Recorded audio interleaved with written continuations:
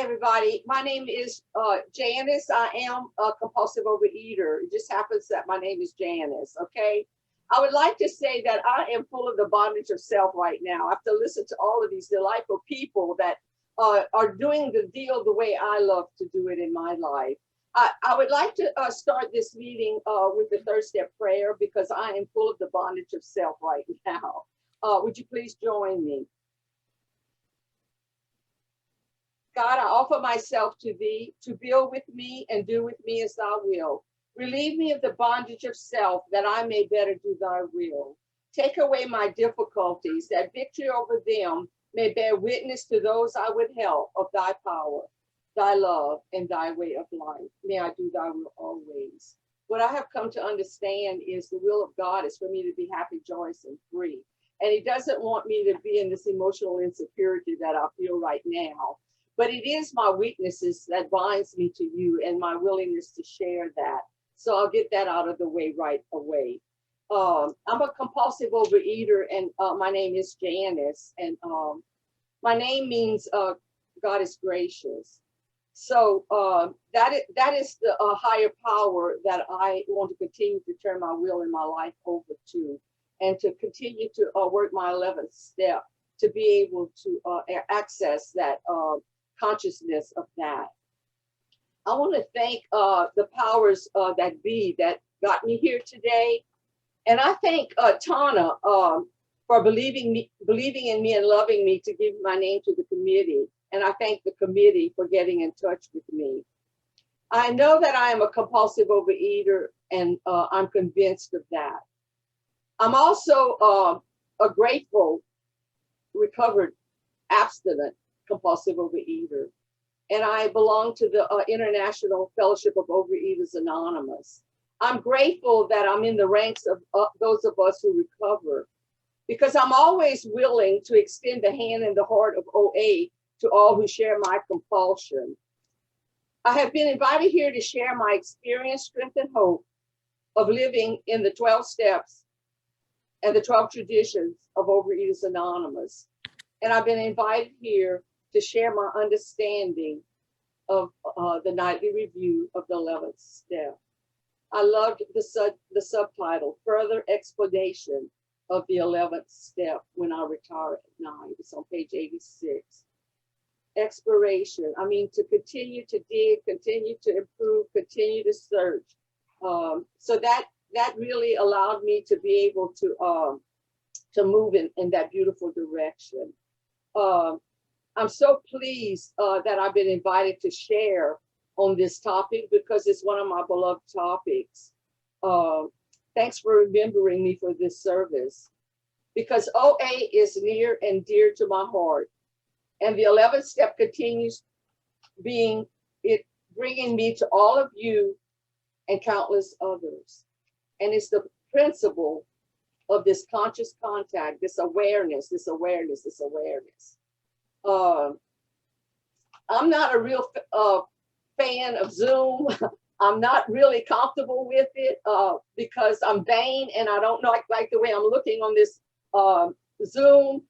And I also, when I see people on Zoom or people that's doing Zoom meetings or vlogs or something, and they're always fooling with their hair. And now I understand why, because this is sticking up here and that's sticking up there. But anyway, I don't like the way that's sticking up. And what I've come to understand is I'm looking at myself opposite from what I'm looking at myself. And that is strange to me.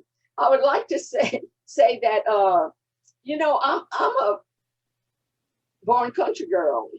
I'm not used to all of this technology and everything. And not many of us is, especially someone that was born August the 7th of 1939. 1939. Life was different then. And life was different when I was in my compulsive overeating disease. And when I came into OA April the 4th of 1978, which is 43 years ago, life was different then. Life just keeps being different. But what I'm understanding is for me to continue to pray and meditate on the knowledge of God's will and the power to carry that out. And what I have come to understand is God's will for me is to be happy, to be joyous, and to be free. That is his will for me. And so I continue to try to seek that. Um, Life is not always easy, but it's always doable. And so, as a result of being invited here to share, I want to describe in my own language, with my own Cajun accent, because I was born Cajun. I was raised in a Cajun community. I was raised in the Cajun culture, and it's a beautiful culture. If you don't know about it, there is a lot of information out there about us. But anyway, I am a compulsive overeater that just happens to be a Cajun. I'm a compulsive overeater that just happens to have been raised in the Cajun tradition and the Cajun culture. But anyway, and so as a result of me having this Cajun accent, I can't help it, people. I have traveled all over the world and it never changed. I always came back to Houma, Louisiana, where I live, and it stayed the same. And I'll try to explain all of this with my Southern drawl and from my own point of view, in my own words, because words are all I have to translate my sacred life and this sacred journey that I have been on for almost 82 years and for over 43 years in the Fellowship of Overeaters Anonymous. My effectiveness and my understanding has changed. My awareness has changed, and I'm grateful for that. I walked into my very first Overeaters Anonymous meeting, April the 4th of 1978, in the town of Houma, Louisiana, where I live here, where I've been living here for almost 65 years, and that heard the 12 steps for the first time in my entire life. I didn't have a clue what they were talking about, but they did talk about something called abstinence and a plan of eating, a food plan, they called it back then, and it was called the Gray Sheet. And I came in with that. And I'm very, very grateful that I came in with that information, because I came home that day and I started my abstinence that day, because I am a chocolate and a sugar compulsive eating compulsive overeater. I have not had chocolate or the things that I call sugar in all those years. And through the years, many, many other things have been removed from my life, and I'm grateful for that. I keep my food very, very simple. I do weigh and measure most of my meals. Someone asked me the other day, Janice, what do you eat? I said, I can tell you what I don't eat more than what I eat, because that's what I pay attention to. And that's what I paid attention to on that Gray Sheet when I first came in, the foods that I needed to avoid. I come to all of you with a lot of passion and a lot of hope. I want to welcome Vicki. I saw that Vicki from Texas was on the meeting when I got on this morning, and then I heard her share. I want to welcome you, Vicki, and I want to welcome you home. I want to welcome you to Overeaters Anonymous. I hope that you can find what you need here, because I have, and I'm grateful for that. I'm willing to share from what I understand today, and I pray that I can do this subject the honor it deserves. It really is a precious topic, and what I have come to understand through working this program, I didn't have a clue what these 12 steps was about, but I bought a packet that I paid 100. It was worth more than 100. It was $1.25 that this packet that I purchased, and the Gray Sheet was in there. But one of the things I noticed was that the 12 steps was written on the left-hand side, and the 12 traditions were on the right-hand side. And I kept reading those steps and those traditions and thought, this must really, really be important, because they have it on all the literature. And what I have noticed through the years is that it's still on all of our literature, and it hasn't changed. And I'm very, very grateful for that. I would like to say that I believe that there's a lot of spirituality in abstinence, because my spirituality is, I'm devoted to my spirituality instead of food and compulsive eating and my compulsive food behaviors that I came into here with. And abstinence is undoubtedly the life and the soul of spirituality. I was reborn in OA, so to speak. That's what they tell me. I was psychologically reborn.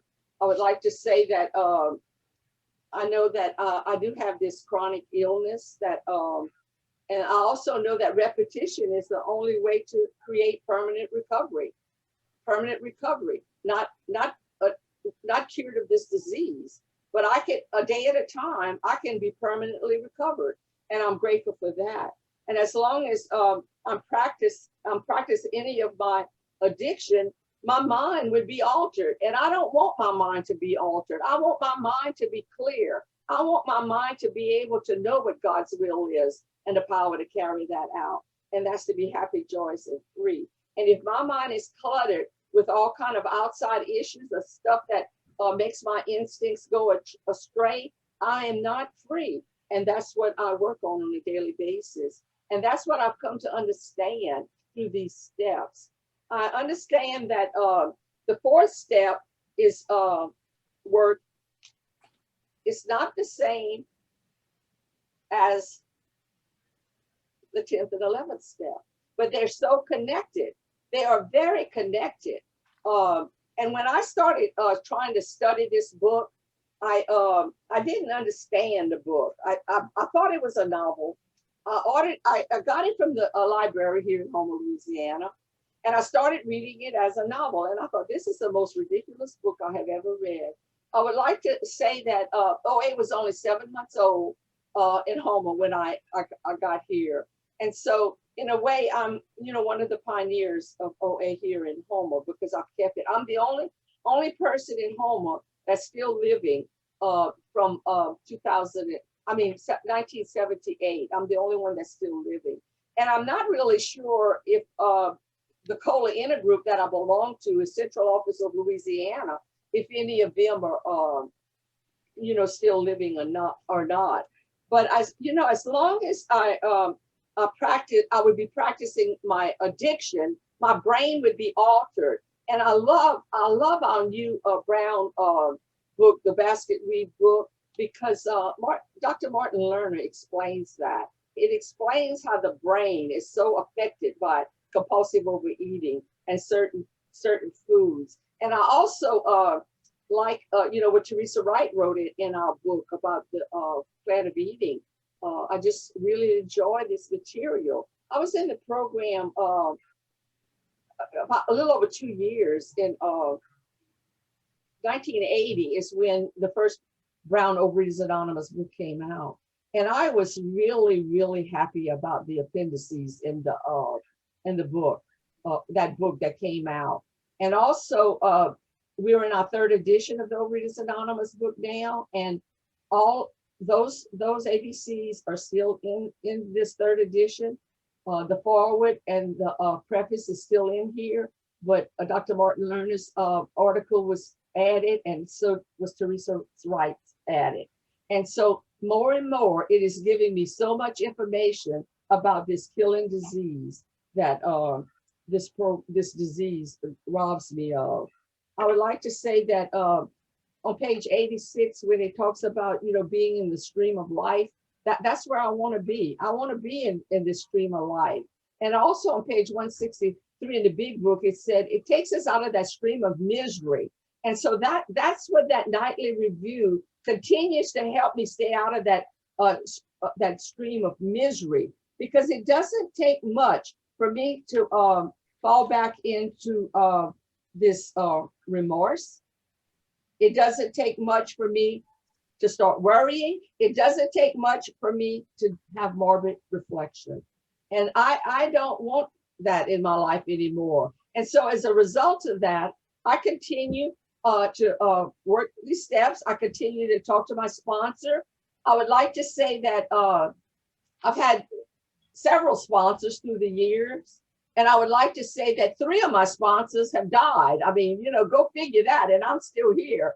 But having a sponsor that dies sure does leave a void in my life. And so one lady sponsored me for 11 years, and that she took me through a lot of my childhood traumas, and she took me through a lot of my fourth and fifth and sixth and seventh step work, and into my eighth and ninth work.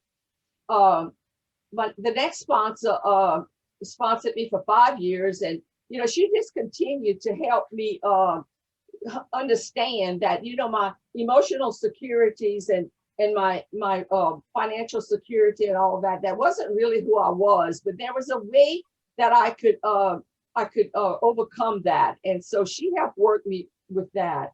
And then she died. And the next sponsor that I had sponsored me for 15 years, and she got really sick, and she died about a year and a half ago.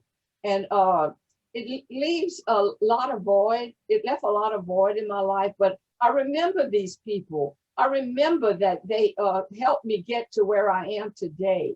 A compulsive overeater who is still living this program one day at a time, and having to, on awakening, I have to ask God to direct my thinking and ask him to divorce me from self-pity, dishonest, and self-seeking motives. I mean, I wake up with that. I wake up with that self-seeking motives. I want my husband to be different than he is. I want things to be different. I want things to get fixed around here, and it doesn't get fixed.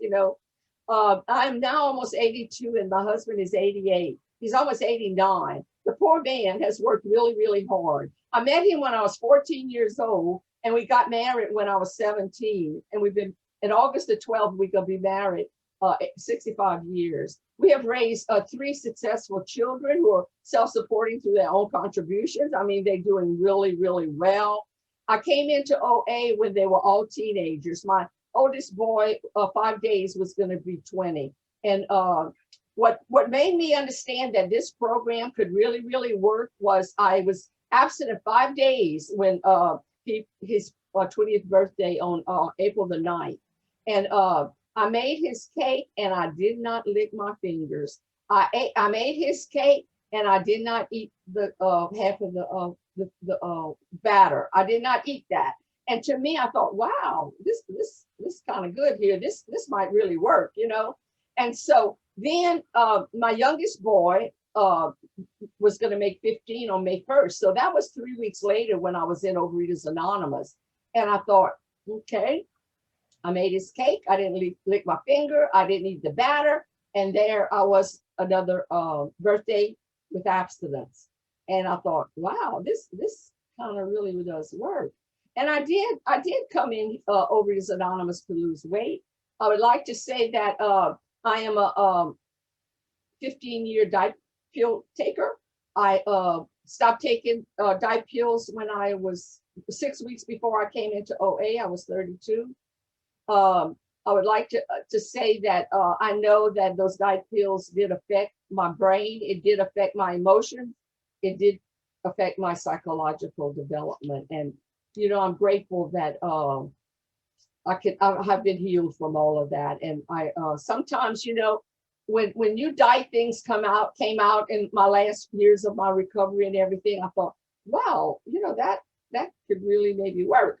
And then I think about what Bill said, that he had found utopia, and that's what I have found. I have found utopia, and I know that none of that other stuff is going to ever work. It never worked. It won't work. The diet pills won't work. Abstinence works for me. Weighing and measuring my meals works for me. Abstaining from foods that I know that I need to avoid works for me. I just happen to be a compulsive overeater who this does work for, and it works for me is because I work it. I have done a lot of service in Overeaters Anonymous, and I would like to say that service is what helped me continue to allow this program to work for me. Keep coming back. I kept coming back. I kept doing service. I did service at the group level for years. I did service at the intergroup level for years, the Region 8 service for year, the World Service. And I have had the opportunity to travel many places in the world. And I'm grateful for all of that learning. All I have is high school education. I don't have no bunch of letters behind my name. But one of the things that I have for my name is recovered compulsive overeater. And I am grateful for that.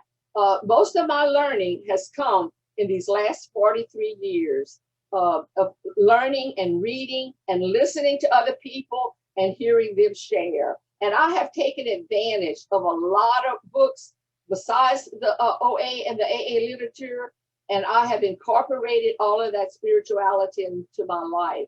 My current sponsor has been sponsoring me for about a year.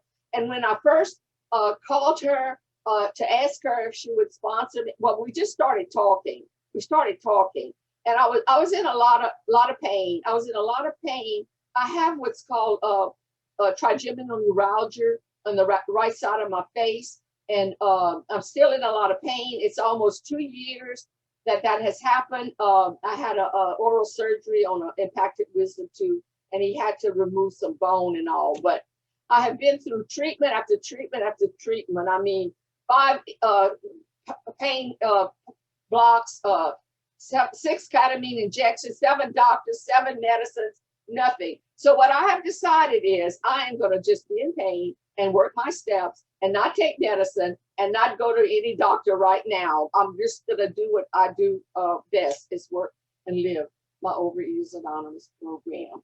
But anyway, when I first started calling my sponsor and telling her, and my husband is almost 89, and he has slowed down so much because he was a very active man, and because he's got that short-term memory loss right now, and it's so different. And I tell you, the Serenity Prayer is helping me so much right now. You know, I have to have serenity around this, but I also have to have the courage to be able to try to change things that I can't. But I can't change that. I cannot change that he's almost 89. I can't change that I'm almost 82. I can't change that. But it's that wisdom to know the difference. And to be able to have that wisdom to know the difference, I have to be able to do this nightly review, and I have to be able to do this upon awakening.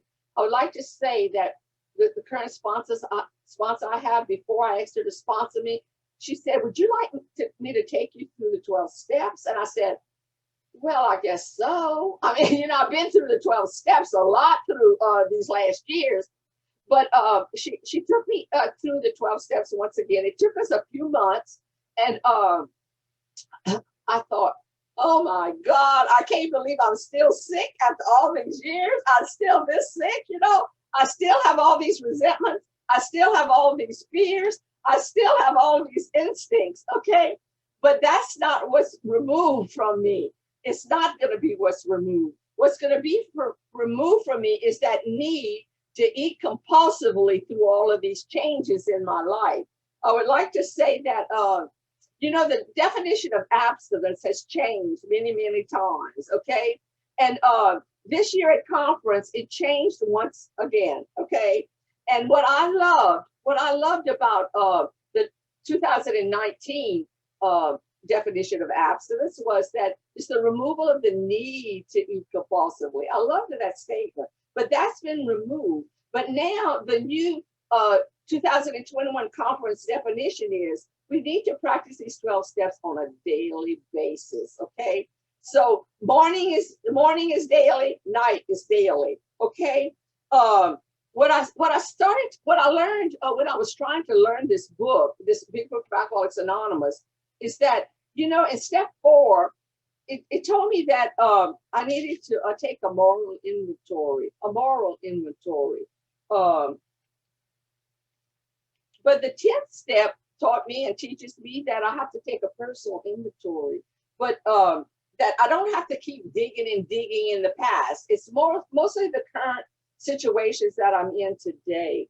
And what I learned that the 4th step work is about tearing out that faulty foundation, tearing it out and building a new foundation, having a new bedrock, having a new cornerstone, building that spiritual arch, putting that keystone in place that I can walk through this happy, joyous, and free human being with God as my director, as God as my source.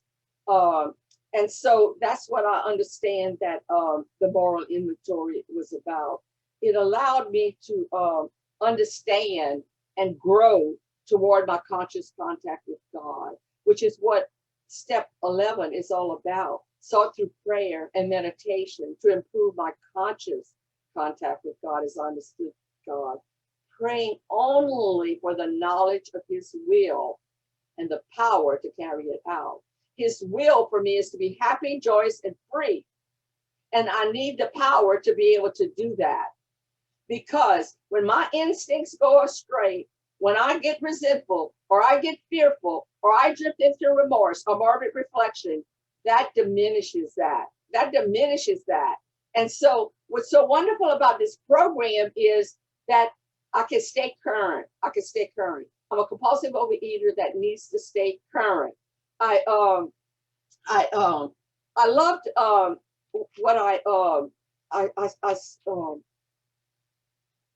just feel so much fire in the belly right here. I mean, listening to some of these speakers, I mean, I was just coming out of myself. I was just coming out of myself. And I thought, oh God, I want to be able to do that too, you know? But it's just so much passion and fire in the belly, you know? And just like what the big book says in the beginning, one small spark can start a great fire. And you know, sometimes when I feel like my fire is going out, all I have to do is listen to another compulsive overeater who has that fire in the belly. And I think that that's what service has been all about. We come together to get the fire, okay? We get the fire and we go home and bring the fire to the next suffering compulsive overeater.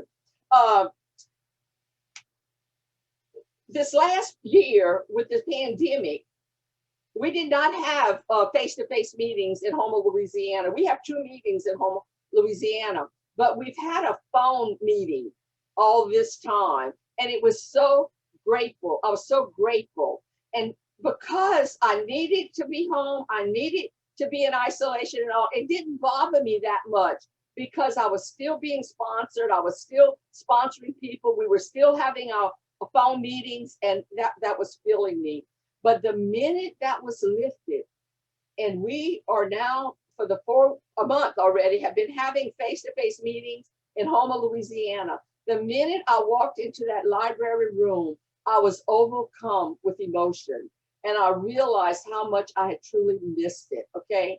And now what I am grateful for is that Houma has hybrid meetings. And, you know, it's not the pandemic that established these hybrid meetings. Conference established that in 2019. I mean, it's amazing.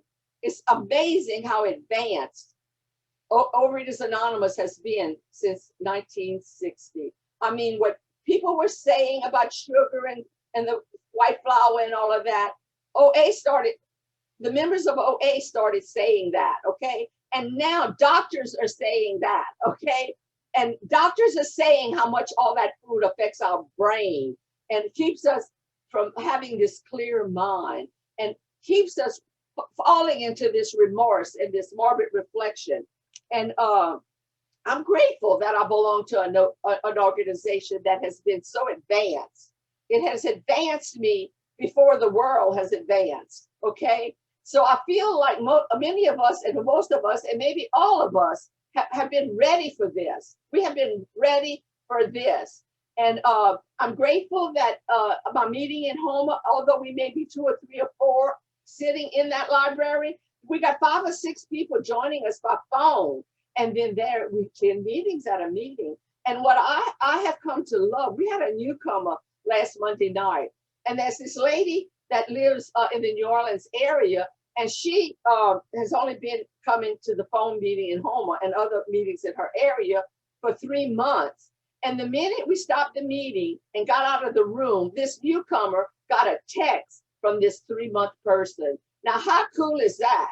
That is cool. That is cool. And that's what this technology and people that are continuing to reach out, you know, to each other.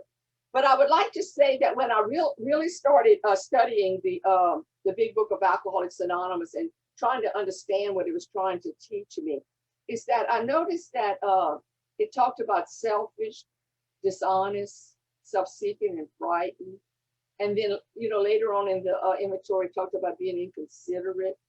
And what I've come to understand about that is that's my character defects representing my instincts that are going astray. Okay. Um, because it's step 4, we deal with the big problems. We deal with the big problems. Okay. And I heard the speakers this morning say we got to attack those big problems. Now, there's still big problems going on in the world, okay? But I have a solution to those big problems. And I do not have to wallow in them. And I don't have to eat compulsively overeat them. And I don't have to take a nerve pill to combat, okay? Because I can live in the knowledge of God's will and the power to carry it out. God's will for me is to be happy, joyous, and free. And all of that other stuff avoids that. It keeps that away from me. But step 4 was dealing with my past. And step 10 and 11 are dealing with today. Today. It could deal with my future, but it mostly deals with my today and how I am to learn to live in the present moment with myself and with other people. And most especially with my husband of almost 65 years. 65 years. I've been in OA 43 years. The man kept saying, I've been married to 2 different women. She's different than when I married her. But you know what? Today he's grateful for that difference. He's grateful for that difference. And we raised 3 kids. We have 6 grandkids. We have 6 great grandkids. And all of these people are very precious to me. But none of them come before my relationship with my God and my involvement in Overeaters Anonymous. It's time already? About 3 minutes. Wow. I got so much more to share. But I'd like to say that I want to continue to stay in the stream of life. I want to continue to watch that resentment, dishonesty, self-seeking, and being afraid, because that is what my nightly review is about. I don't want to drift into the remorse and morbid reflection, and my mind can go there in a heartbeat, but I stay close to my circle of influence. There's a lot of people there's a lot of things that I don't have any control over. I don't have any I don't have any influence over a lot of things, but I do have influence over my daily recovery. And thank y'all for listening. Our leader can now come in. We're going to be opening up for shares and questions. I'm sorry, I guess I was muted. I was talking, but I was muted. Sorry about that. Anyway, I don't know if Janice heard me. I wanted to say thank you so much for your experience, strength, and hope. And so now we will open the floor for 2-minute questions and answers and shares for the speaker. Please focus your questions and shares on the topic of this meeting. For those who arrived late, the topic of this session is When We Retire at Night, Further Exploration of the 11th Step. Place your questions in chat and the Zoom host will read them to the speaker. Please focus your shares on answering the question, what is my main takeaway? And how will you apply this to your program? To share, please raise your virtual hand by selecting Raise Hand at the bottom of the reaction menu located at the bottom of your screen or at the bottom of the participant list. If you are joining by phone only, please use *9 to raise and lower your hand. The leader will call on you to share. Please select Unmute to speak. The timer will signal when time's up. The meeting is now open for Q&A. Okay, and we have Maria with her hand up. So Maria, if you have a question or a comment, please go ahead. I have a comment about how much I'm Maria, compulsive overeater, and it'll be a year in July that I picked up the phone and called. I'm from Thibodaux, Louisiana, so I called Janice to ask where the OA meetings were. I was very down and out, and this lovely voice came on, and I've been a member ever since. She has been so loving, so positive, so encouraging, and I think you could tell that by her speech and her share. She loves OA and has transported that love to all of us, especially to me. And I just feel I'm one of the most grateful people in the world to have picked up the phone and had her answer the phone and accept me with loving arms. And I just thank my higher power for that. Thank you, Janice.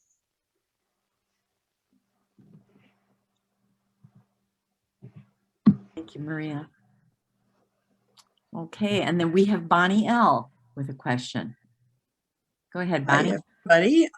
Hi, Janice. I just wanted to chip in and say thank you so much for the example that you have been over the years and for your continued to OA and your commitment. Most of all, your enthusiasm. Always got such a wonderful energy.